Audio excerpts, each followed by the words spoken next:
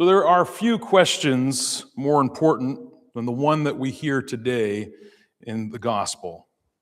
Not what do you believe about worship, not what's your favorite Bible verse, not even what church do you belong to. Instead, Jesus asks, who do you say that I am? Now that sounds like a simple question. 6 words, or maybe 7 if you count that. But simple questions are often the ones that stay with us the longest. They follow us home, don't they? They sit quietly beside us while we're drinking our morning coffee. They ride along in the passenger seat while we're driving down the highway. They show up at hospital beds, around kitchen tables, at weddings, at funerals, and sometimes in the middle of the night when we're staring at the ceiling, wondering how life became so complicated.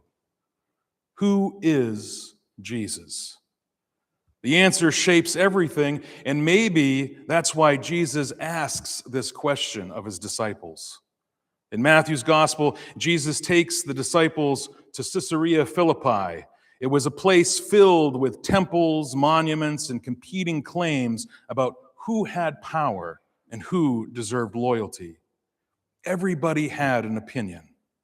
And Jesus asks, who do people say that I am? And the disciples answer, some say John the Baptist, some say Elijah, some Jeremiah, and others say one of the prophets. In other words, people knew that Jesus mattered. They just weren't entirely sure why he mattered.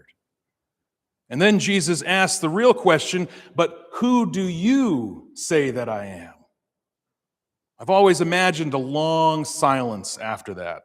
The kind of silence that settles over a family dinner when someone asks a question nobody expected. The kind of silence where suddenly everyone becomes very interested in their mashed potatoes. Nobody wants to answer at first. Years ago, when I was a very green, and I mean very green chaplain at St. Joseph's Hospital in Nashua, I learned just how differently people can ask that very question. One Sunday morning, I received a request to visit a patient. He was a Hindu man. Now, it was the weekend, and I was the only chaplain on duty, so whether he had asked for a Protestant chaplain or a Catholic chaplain or a Jewish chaplain or someone who actually knew what they were doing, he was still going to get me. We sat together and talked, and he told me how he had grown up in an orphanage in India, and as a child, he was curious about everything. One day, he discovered that the local Christian mission would actually send Sunday school lessons through the mail, so he signed up for it. And every week, those lessons arrived, and every week, he'd read them. And through those lessons, he came to know who Jesus is for him. And now I was young, I was new to chaplaincy, and not nearly as wise as I thought I was, so I looked at him and I said, "So you're a Christian?" And he laughed, and it wasn't a chuckle. He truly full laughed, and he said, "No, I'm a Hindu." And then he smiled. But that's one of the wonderful things about being Hindu. We have many ways of understanding the divine. And for me, Christ is one of the most important ones. Then he told me about school and about immigrating to America, about building a life here. And we talked for nearly an hour about faith, about suffering, about prayer, about hope, and most of all, about Jesus. Not as an argument, not as doctrine, not as an ideal, but as a friend. I've never forgotten that conversation because it reminded me that people can encounter Jesus in very, very different ways. And the question isn't simply whether we know about Jesus. The question is who Jesus has become for each and every one of us. The question has been answered not only by theologians and scholars, but also by ordinary people, saints, seekers, doubters, and dreamers. And in the 14th century, a woman by the name of Julian of Norwich became gravely ill. She became so sick that those around her thought that she was dying. Julian thought she was dying too, and during the course of her illness, she experienced a series of visions of Christ. What she discovered surprised her. She did not encounter condemnation. She did not encounter judgment. What she encountered was love. She came to see Jesus as the very embodiment of God's compassion. And from that encounter came words that comforted generations. All shall be well, and all shall be well, and all manner of thing shall be well. Now, Julian wasn't saying that life would be easy. She wasn't pretending suffering does not exist. She knew suffering intimately. What she discovered was that God's love was deeper than human suffering, stronger than fear, more enduring than death itself.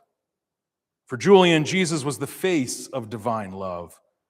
Now, a couple hundred years later, Teresa of Avila encountered Christ in prayer.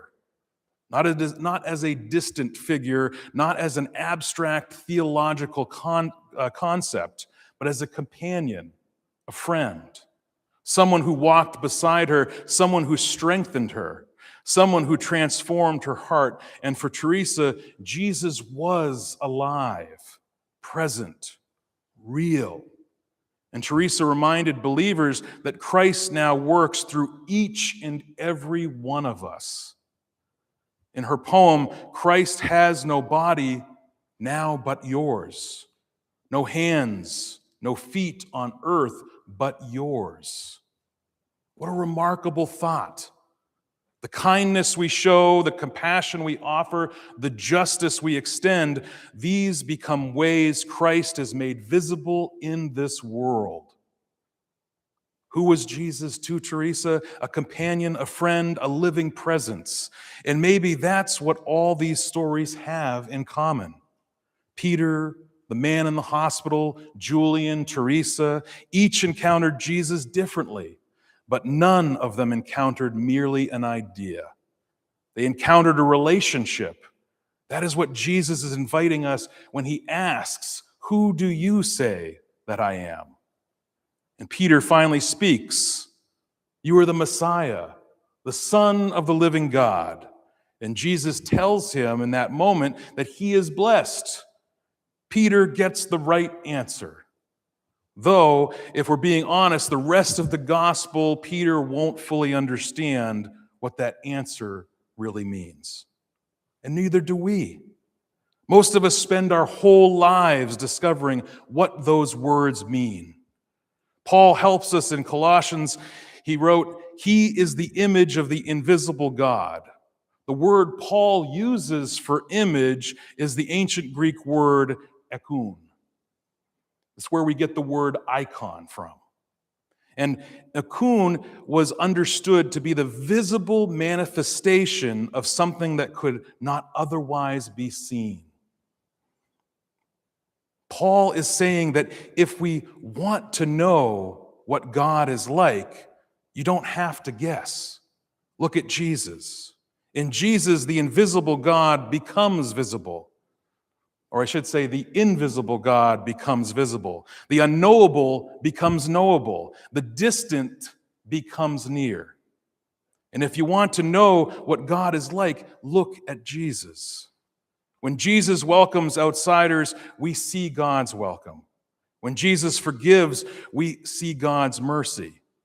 When Jesus heals, we see God's compassion. And when Jesus embraces the forgotten, we see God's love. People often create God in their own image, a God who agrees with them, a God who dislikes the same people that they dislike, a God who blesses all of their opinions.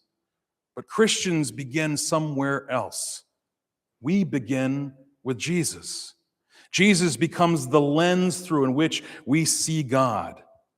And what we discover is indeed remarkable. We discover a God who loves enemies, a God who forgives sinners, a God who welcomes strangers, a God who sits at tables with people everyone else avoids in life, a God who refuses to stop loving. And Paul says something else. In him, all things are held together. That is a verse worth carrying around with you. In him, all things are held together. Because some days it feels like everything around us is falling apart. Relationships strain, communities divide, the news overwhelms, plans unravel, our hearts become weary. Maybe you've seen those old family quilts.